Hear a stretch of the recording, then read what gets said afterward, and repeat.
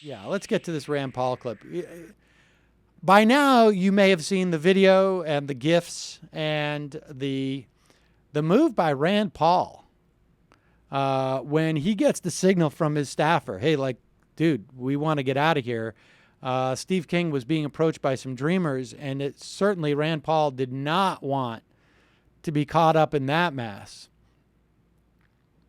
Rand Paul took a bite of his sandwich. The staffer said, let's go. He just full bite in mouth, got up, made a beeline, grabbed his drink, and walked off. Now, according to Rand Paul, who's really getting good, I have to say, at providing revisionist history for his own actions. I've seen him talk about how he never said he was against the Civil Rights Act, when in fact we all saw him say he would have been against the Civil Rights Act had he had the opportunity to vote against it. Sam, you are such a persnickety Jew. It's true. Well, And I here he is. actually never said persnickety Jew. Just to be clear, now play the clip. Here he is talking to Greta Van Susteren as to what really happened. Who are you going to believe? Your lying eyes or different camera angles that don't exist? Here it is, Rand Paul. There's no question you're in Iowa, that beautiful cornfield behind you, and there's been a video that has gone somewhat viral among the media, at least, in which you are sitting having lunch with Congressman King. And suddenly some young person comes up to him and says the person's a dreamer and engages in sort of a controversial conversation with Congressman King about being a dreamer. You shake the hand, and then you are seen getting up after you have a bite of your hamburger and grabbing your drink as though you're trying to get away. What's the explanation for this video? Well, now you know my life. You know my life on the campaign trail. But about 5 minutes before that, or 2 minutes before that, the video doesn't show that another reporter came up and said, will you do an interview? And I said, I need to take a couple more bites and we'll do an interview. And then I was told we had to leave and I had to do the interview. So actually I stand about 10 feet from those people who were doing sort of a kamikaze interview. And I stood 10 feet from them and did another interview.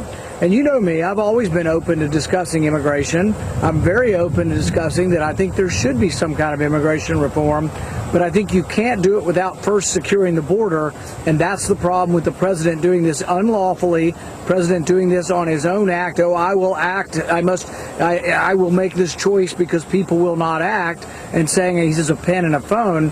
I am very much opposed to the president making policy. Instead of saying Congress makes the laws, he gets to sign them. Senator, nice to see you in that beautiful state of Iowa behind you. I love Iowa. Enjoy Iowa. Thank you, sir. Yes, I love this and that. Thank you.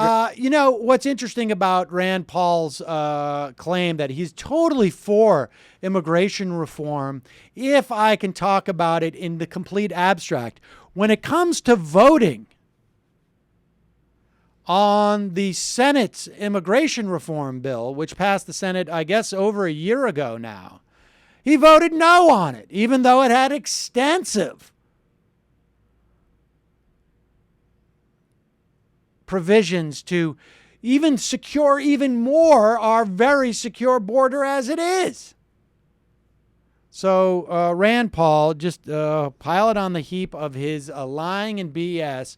There was another reporter and I was talking to, and I all of a sudden it just hit me like he had a cat brain, right? Like just I'm always happy, as you know, Greta, to lie and obfuscate about anything I may or may not have done or said or claimed or at any point. So Wait, did you just say that you are willing to lie and obfuscate? Well, now welcome to my world. I mean, this is just sort of the thing that happens. What had happened is I said I was happy to talk to Sam about what I had said, and then this video just sort of circulates saying something I had said that I had not said. And anyways, you know, I just need to stay focused on the Constitution and that sort of work. Have you ever seen the movie Gattaca?